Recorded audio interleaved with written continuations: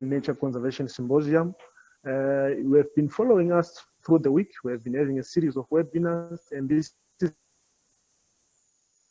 the final one where we are celebrating for biological diversity. It's celebrated every year on the 22nd of May, and this year's theme is that our solutions are in nature. And to help us unpack this beautiful theme, we have invited special guests. So I'm going to introduce them to you. The first one is Professor Edson Gandiwa from the Chinese University of Technology. The second one is Vongai Makamure from WWF Zimbabwe. She's the communications expert there. And we also have got Alleta Nyahuye from the WWF Zimbabwe. So ladies and gentlemen, to introduce themselves, they're going to do a sort of presentation in the order of Vongai first, Alleta coming through, and then lastly the professor. So Professor and Alleta and Vongai, welcome to the platform. Thank you, Knowledge. Welcome. So Vongai, thank you, Knowledge. Wonderful, wonderful. Thank you, Knowledge. Wonderful, wonderful to have you guys. So, good one. Vongai, can you go through with your presentation and introduce yourself as well? Okay, thank you, Knowledge. My name is Vongai Makamure Alleta. I'm the communications manager with WWF Zimbabwe. Some of you may have heard of WWF and may not really know what it stands for. It stands for Worldwide Fund for Nature. It's an international conservation organization that has been in existence for almost 60 years. So in Zimbabwe, we started operating more than 20 years ago. I'm very happy to be part of this panel and to have all of you in discussion in terms of how we can reverse nature loss. I'm a communications expert, so my area of expertise is in communications. I work a lot with the youth, with communities, to find ways of telling stories, of advocating for reversal of nature loss. So I will start sharing my screen.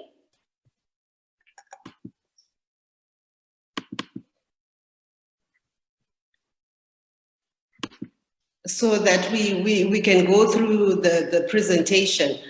As we go through this presentation, there are a number of areas that I would like us to discuss or to just quickly touch on. I know we're running out of time, but we will try to go through everything that we want to cover. So we need to think about, why does nature matter for Zimbabwe? I think I'm talking to the converted, so I won't go into too much detail about that. We know the air we breathe, the water we drink, the food we eat. This is all dependent on nature. And then why do we need to act now? So I will just briefly touch on some of the issues that we are facing in Zimbabwe that I feel push us to act, and to act even more and more effectively at this stage where we are at. And then I would like to touch a little bit on what WWF's campaign at the moment is anchored on, what we are referring to as our new deal for nature and people. And then what are the benefits of reversing nature loss? How do we reverse nature loss? My colleague Alleta will touch more on this on number 4 and 5. And then I would also like to discuss a little bit about how we engage you as stakeholders in conserving nature more as WWF. And like I've already said, I want to focus more on the youth and what we're doing with the youth and what opportunities are there for collaboration. So why we need to act now, just a couple of facts around Zimbabwe, around nature in Zimbabwe. So we're looking at over 140,000 square kilometers of land degraded. These are statistics from 2015, which constitutes 36.5% of the total land area. We are concerned about the rate of deforestation, 330 100,000 hectares per annum. There are a number of issues that we're dealing with, but I just thought I would pick out a couple that a lot of us can identify with, that are happening around us. Uncontrolled veld fires. In 2018, according to a study held by the Forestry Commission in 2019, in 2018, 1.2 million hectares of land cover lost to veld fires. There's erosion, illegal mineral extraction, agricultural expansion. We know as we open more land for agricultural activities, it's necessary that we also look at how to preserve or protect our nature as we do that. I've already touched on deforestation. For many reasons, we've got an energy crisis in our country, so that has led to increased firewood demand, charcoal, infrastructure development, all that affecting our natural resources as a country. And we really need to acknowledge that our Earth is in a crisis. At the current rate of nature loss, we stand to face mass species extinction and major loss of food and water. And according to the World Economic Forum Global Risk Report of 2019, 5 of the 10 most likely and impactful global risks are related to nature loss and climate change. So we're looking at climate change and nature loss posing 2 of the biggest risks to people. This is an opportunity for those of us in this space to actually look at if this is such a big crisis that is recognized as a crisis, we have so many opportunities to come in and mitigate the effects. So what is the New Deal for nature and people? As WWF, we have started a campaign that is looking at the fact that nature is in rapid decline, and with it, the natural assets that underpin economic prosperity and human well-being are also in decline. So as WWF Zimbabwe, we are actually calling on Zimbabweans to come together to build a new deal for nature and people. And the vision is to reverse the loss of nature, protect and restore nature by 2030 for the benefits of people and the planet. I think what I need to just emphasize here is we are saying that people are very important. People are at the center. So whatever we are doing to conserve our nature, we should put people at the center. And in terms of definition, we are saying it's a clear and strong decision by countries, heads of state. So we're looking at countries at the highest political level, supported by all stakeholders, and that is all of us. I'm sure all of us who are listening in have some interest in nature. We have the private sector, we have other NGOs, so that we strengthen global targets and mechanisms to protect and restore nature by 2030 in support of the Sustainable Development Goals and Paris Agreement. So I think what is important to note with this definition is that the deal is a head of state agreement that can direct existing conventions to vastly increase their ambition. It focuses on nature and people. It is not a newly created convention. It is not a threat to climate goals, and it's not a WWF-owned project. But we are saying, let's come together and, like I've already said, protect and restore our nature. And the path towards this new deal, we have our vision, we have science-based economic cases, and we have stakeholders. Like I've already said, at state level, non-state movement, that would be the public, the civil society, business, finance, you and I, what role can we play? So that we have a new deal By this year, well, with the COVID-19, there are a lot of processes that we expected to happen that may not happen, but that will not stop us from moving this forward and playing our part, so that we reach that goal of protecting and restoring nature. And what will success look like? So in terms of the ideal outcomes, it would be a strong political decision by heads of states, complemented by strong private sector commitments, ambitious targets that will reverse the loss of nature by 2030 by ensuring zero loss of natural spaces, halving of the negative ecological impacts of production and consumption, and zero extinction of species. An ambitious and well-resourced post-2020 global biodiversity framework. We would like to. So I was actually just completing my presentation and going through what the youth, how we can collaborate with the youth and how we can work together with the youth. So I will quickly go through it because of network issues and we're running out of time. We have Earth Hour. Earth Hour is a global movement that really looks at encouraging everybody to connect to Earth, to highlight that nature matters.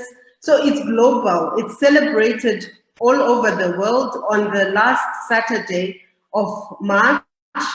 In Zimbabwe, we've been celebrating it for several years now. And this is an area where we've worked very well with the youth in terms of raising awareness and passing on advocacy messages. We also have a couple of advocacy initiatives, which include trainings for the youth for advocating for identified issues.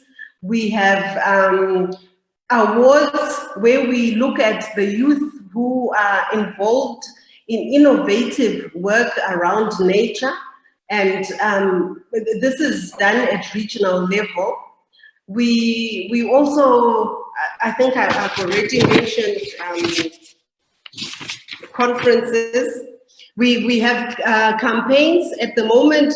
We have our Voice for the Planet, which is on our website, zimbabwe.panda.org. So please go onto that website and sign that campaign, Voice for the Planet, so that we are united and we are saying we are standing for the planet. We have our digital communications products. So join us on Facebook.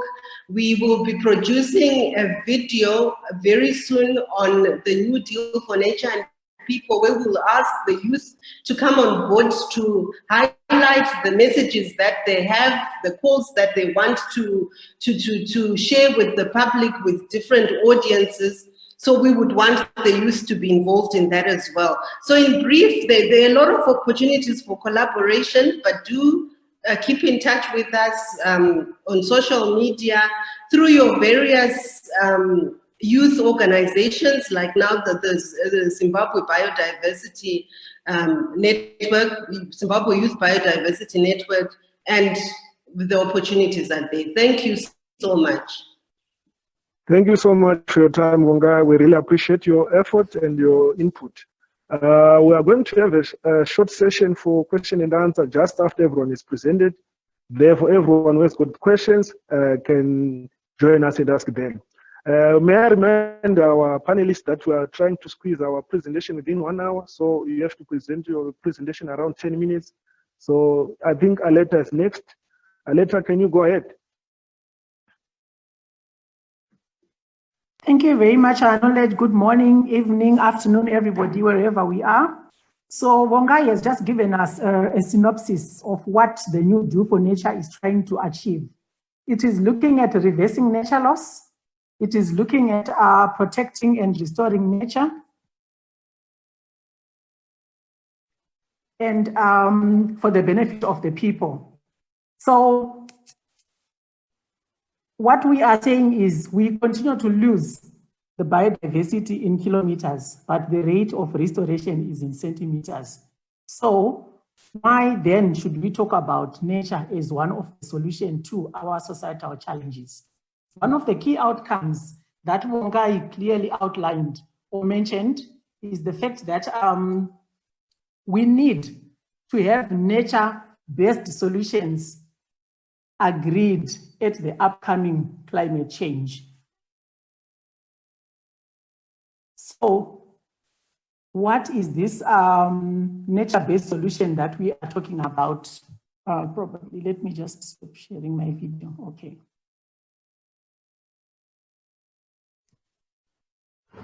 By definition, which IUCN has defined and WWF has also adopted, is that these are actions that we do to protect, to sustainably manage, to restore our resources. Thank you.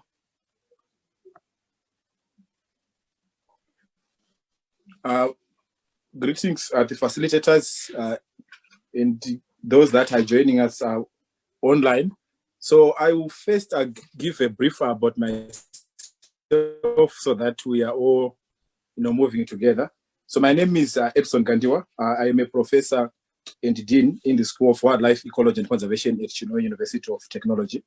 So our school basically is a fully fledged school. In other universities, those are called faculties, which focuses in terms of biodiversity aspects. We offer undergraduate and postgraduate degree programs that range from environmental conservation, geoinformatics, wildlife ecology and conservation, fisheries, fisheries science, and related aspects. That is undergrad, masters, and then DPhil. Those are research, and we have a unique master's program focusing on biodiversity conservation, which I think speaks to the focus of this discussion.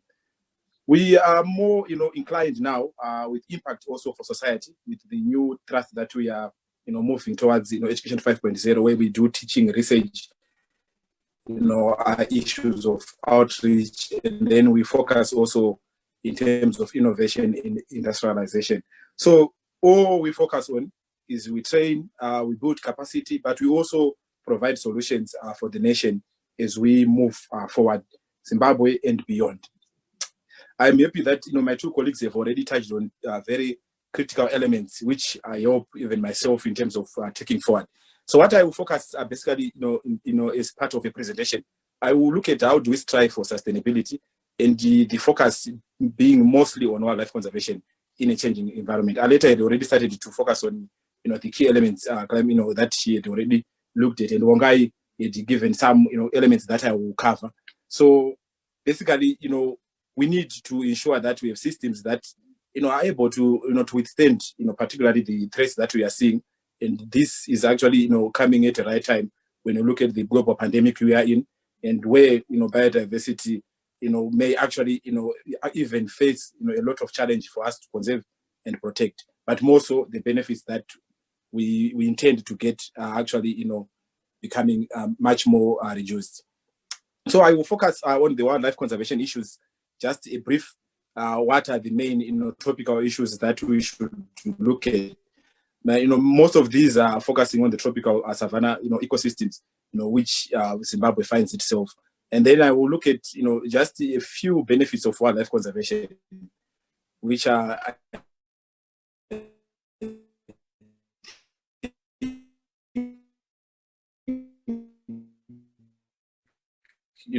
something that we need to, which we derive from nature, and we hope benefit the same. And then we'll look at a few aspects on how do we move forward as we strive for sustainability. And then I will conclude by just a few notes on the outlook, given all the key aspects that are emerging. So to start off with, when you look at wildlife conservation, even when you talk about the broad nature, we have a number of issues that we are facing. So overexploitation. We hear much about illegal hunting. It could be overfishing. I think fishing normally we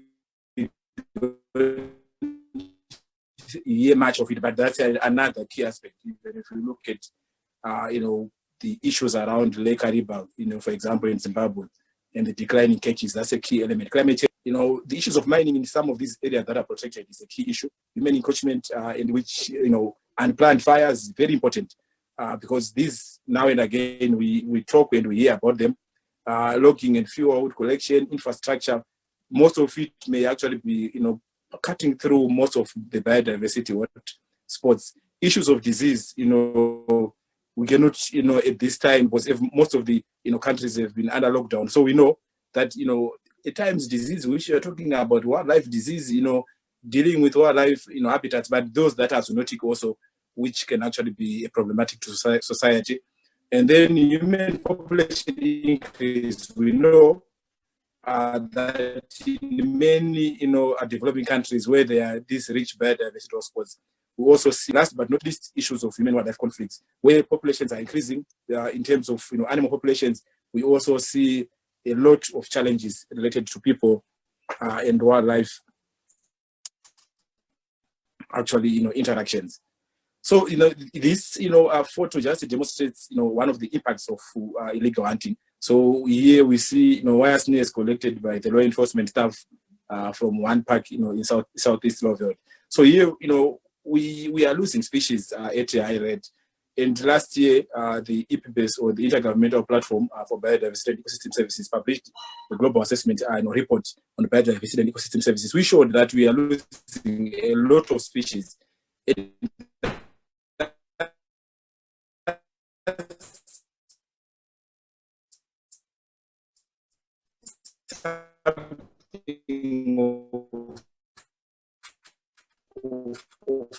Of interest even to policymakers to say we need to, can actually give us some problems also. Encroachment into, protected areas, national parks, private, consent domains, because populations are growing, we need to produce, in semi-arid areas. So at times there is that conflict of habitat loss, which affects our species. Uncontrolled fires. I am happy that, for Zimbabwe, our honorable minister, for environment actually, launched the awareness on fire. So we know that as we move on into the fire season, fires will become a problem. And they have a lot of, challenges to most of our biodiversity, although we know that they may have some beneficial aspects in terms of other, environmental, aspects. Poverty is a big aspect. We may talk about, nature, wildlife conservation, among others.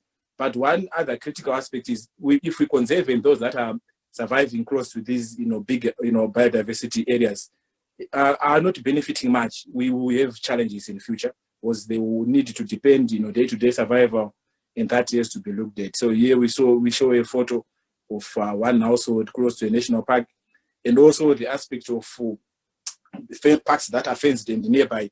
We have people struggling with their livestock for grazing. So those are critical elements to also, talk about. And then I will move on to some of the benefits of, wildlife conservation, or we may broadly say of what we derive from nature. So we have ecosystem services and goods. Under the IPBES framework, we are normally calling this the nature's contribution to people. So we are saying we derive a lot of services and goods, from nature, and that's something which we should cherish. And even the global pandemic is actually shown that nature, perhaps some way of saying our actions have disrupted nature, and now we are not getting the best out of it. So those are critical, services and goods that we get from there. Social cultural value. Most of people have linkages with the nature, wildlife, per se. Economic benefits. I'll give an example of Campfire, the Communal Areas Management Program for Zimbabwe. Then how communities can benefit when they manage wildlife in their areas, and then opportunities that come from international collaboration, which could be the transfrontier conservation areas, generally the peace parks, and our governments in terms of interaction with each other, and then tourism opportunities. Of course, at this time, wildlife, is a mainstay to many of these tourism opportunities. Basically, are much more inclined, towards the wildlife biodiversity resource. So showing that we derive a lot from nature, particularly the wildlife.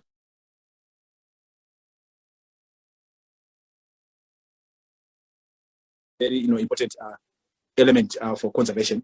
Then I will move to the other key component which I mentioned earlier about revenue generation, which is coming from our campfire program. So we see over the years that since campfire was instituted in Zimbabwe from 1989 to around 2015, campfire has been bringing just long-term average when we include up to 2018. Almost about $2.1 million per year to the nation. So already that's substantial money that goes to the local communities that are also bearing the cost of living with nature in terms of human-wildlife conflict. And then they can actually develop their communities per se. In terms of regional collaboration, we see the component of the conservation, the transfrontier conservation areas, the TFCAs, where Zimbabwe, for instance, has 6 TFCAs. And that already, enhances wildlife conservation of those species that have bigger, habitats to look at. Then, moving forward, as we strive for sustainability, it's very important that we take into consideration the issue of scale, and why we have various levels of that are involved in wildlife conservation. We have the local scale, mostly where much of the action occurs. So here we look at the PA, protected area level, the community conservation, the private sector conservation. All those are happening at a local scale and influenced by various factors. It could be policies, and the actors that may come into play. And then we go up, we have the continental or regional TFCs who come this attack, for instance, for Southern Africa. And then global aspect, we have key aspects of policies that influence conservation. So these, for example, you have our CBD, CITES, which are also influencing local action on the ground. But what we see with the arrows going up and down is that most of the international perspectives end up, having much more influence on what happens local, although it should be, important for the local bottom-up approach to ensure that we have much more strengthened conservation initiative. So I just put a few points to look at what can we do to ensure sustainability. So we need to strengthen the role of our protected areas. We need to look at collaboration, especially with the global pandemic moving forward. Most areas of conservation are going to struggle in terms of funding. We look at sustainable financing.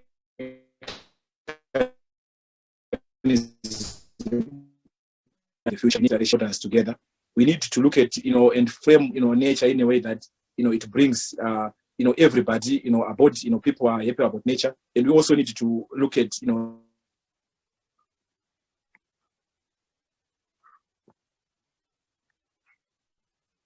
Hello, Professor. Okay. I think due to time, we are unable to hear you. Maybe we could jump into the question and answer segment. There are just a few questions that are drafted based on your presentation, all of you panelists. So maybe our friends back home can be able to learn a few from that. You were mentioning that it's Alleta, if she's available, she was saying that we are losing our nature in kilometers, but we are reversing the loss in centimeters. There have been complaints to say we are doing this, we're doing this. Do you think we're doing enough in terms of reversing the loss?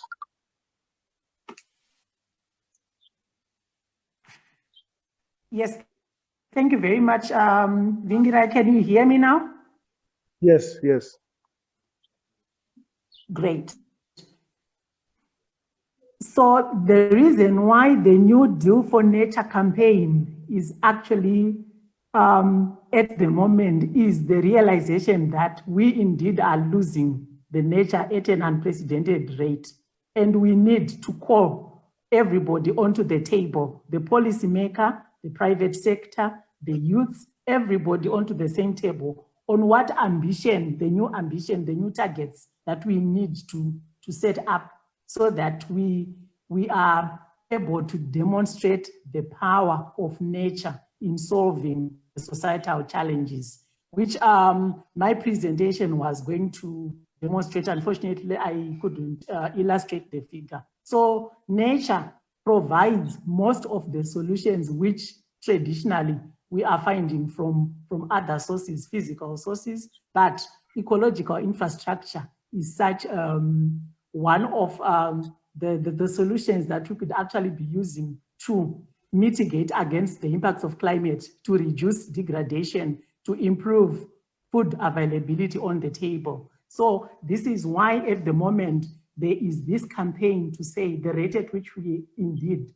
are losing is not matching the rates that we are restoring. So let's demonstrate the power of nature in meeting societal needs. That was a very clear approach of how you were trying to explain it. Professor, you are in the academia. We have been facing a very serious challenge in terms of degradation. Now the diseases, these pandemics. Where do you see yourself as an academia in terms of providing solutions from nature so that people can adapt to them? Thank you very much. That's a very important, question. So I think as academia, basically, as I mentioned earlier, we focus on, developing innovative programs that, equip our graduates with the key skills that they need to tackle, these challenges in the future. So we are training, perhaps students, to think beyond the what we are seeing now.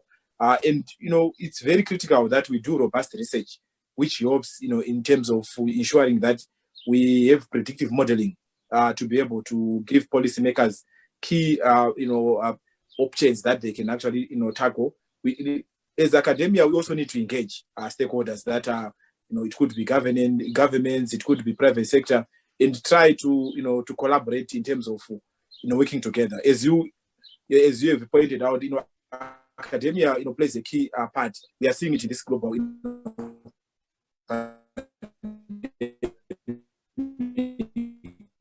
that solutions should actually come from where there is a big part to play. Can you hear me now? Yes, you can hear us. Good. So academia plays a very, important part in that respect, that we have to do robust research. We have to equip future, those that are going to hold, research offices, with the necessary skills. But we also have to innovate and try to bring out, it could be technologies, it could be solutions that will help in terms of effective management of the biodiversity. Thank you. Wonderful. Wonderful, Professor. Do you have anyone else who is willing to ask a question? So before I go to Vongai, anyone who wants to ask a question can just raise their hand. It has to be short. So Vongai, the post-2020 Global Biodiversity Framework, as WWF, you are spearheading that campaign. Where do you see yourself, in terms of youth involvement? What part can you play?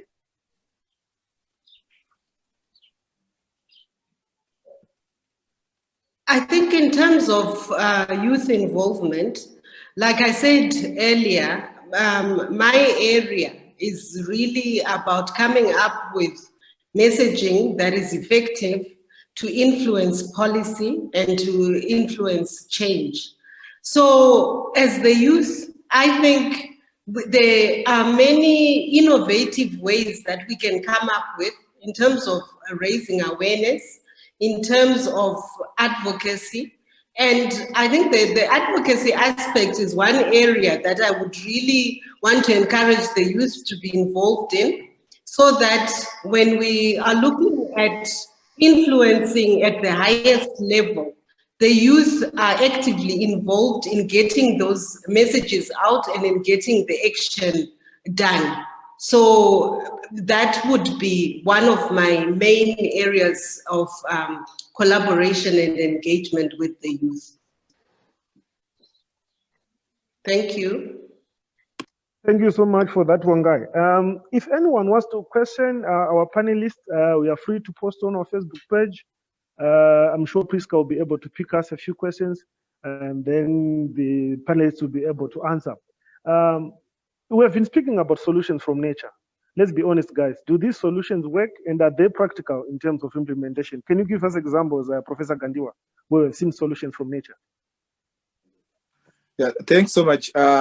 Solutions from nature, these are complex. And, as you rightly say, they are, for them to work, it will need some, a case study demonstration. Already, we know, for example, from the Transfrontier Conservation Area Initiative, how to manage, these, big conservation areas where wildlife doesn't know any boundary. So that's a good initiative where we say, so that's a practical demonstration that one, you can conserve biodiversity beyond national boundaries through a transfrontier conservation approach. So we need to demonstrate, through our research, the effectiveness of those corridors, and to some extent, those solutions are working.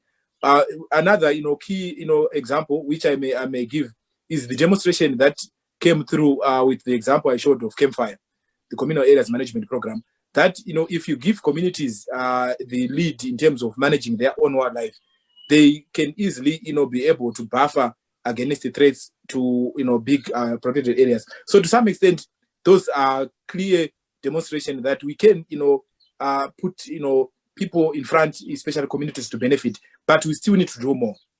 That's the key point, knowledge. So we need still to go further, perhaps to give devolution rights to communities. We need to go further, especially in the transfrontier conservation area, to make our ownership, particularly from those that are on the ground, so that they can communicate with others, so that they play. So there is a demonstration that they could be solutions, but what we basically need is then to tighten and already continuously do research to improve those systems. Thank you. Thank you so much, Professor. We've got a hand from one Novesutu Ngwenya. Novesutu, you've got a question for the panelists. If you can hear me, please go ahead. Thank you. You just brought up a question on nature-based solutions, and just following up on that, I think it was Alleta who brought up the concept of natural capital as a concept of as a solution, like to nature, to biodiversity loss. So my question is, what's the feasibility of implementing the natural capital concept in Zimbabwe, and if WWF is doing anything towards that at all at the moment? Thanks. Thank you so much, Noves. Thank you very much. Go ahead and answer that one. Okay, thank you for the question. The key elements for nature biodiversity solution will include, one, the identification of the challenge that one has to solve. So you need to clearly define what challenge it is. Is it land degradation? Is it desertification? Is it climate change? Is it climate related? Is it flooding? When you identify the key issue, you then need to identify the field-based intervention that is going to address that particular issue. And when you do that identification, you must also be able to demonstrate what benefits, what core benefits are going to be achieved. So in summary, what you are asking, it is a complex process because it involves a lot of integration, but it is doable because we do have case studies world over. We have elements of nature-based solutions here in Zimbabwe that have been happening. Most of them have been forest-oriented. A lot of efforts have been happening in the forestry sector in terms of trying to restore the degraded forests. A lot of effort is happening to try and reduce the rate at which we are degrading our forests so that we maintain the integrity or the habitat, the habitat for our wildlife. The major gap I want to acknowledge, like Professor has indicated, these are doable, but the major gap is to what extent are we able to demonstrate the science that nature is contributing to climate change. A very good case is, look at Harare's wetlands, for instance. How much are we able to demonstrate that wetlands in Harare are the ones that are providing the water that we need on a daily basis? This has been such a discourse on nature. And to achieve that requires a lot of campaign, a lot of education, a lot of research, so that we are clearly able to demonstrate how much nature can contribute to the GDP, how much nature can reduce poverty as a country. Thank you.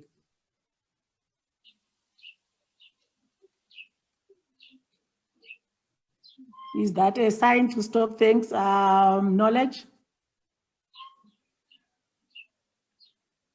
Yeah, thank you so much, Alleta, for that. It's unfortunate that I've not been able to see any other question from our participants. Therefore, we have one final question maybe for Vongai. Vongai, you have been mentioning that we've already lost around 36.5% of the total area in terms of Zimbabwe's degradation. What role do you think youth can play? And we have been given a practical example of wetlands as a source of solution for our water crisis. And what role do you think we can play to reduce this degradation? And what challenges can youth tackle in order for us to help you achieve this post-2020 campaign?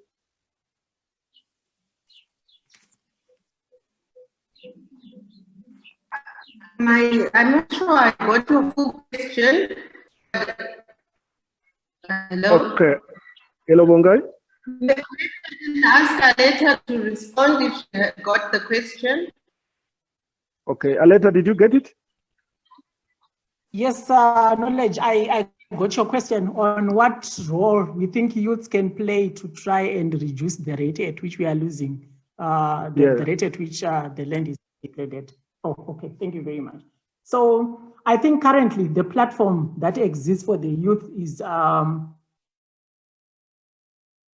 hello?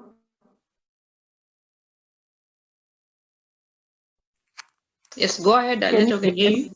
Yes. Oh, okay. As WWF, we are currently still working to develop science-based guidance on the best interventions. So as youths, once we have guidelines on what nature-based solutions look like, there is room for innovation.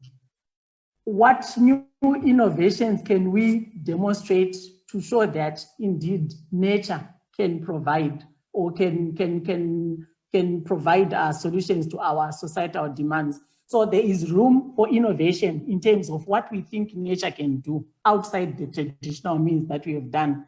There is still room for cross-learning. I have indicated there is a whole list of database of other projects elsewhere in the world and in Zimbabwe, where some initiatives, good demonstrations have happened in terms of what nature-based solutions could look like.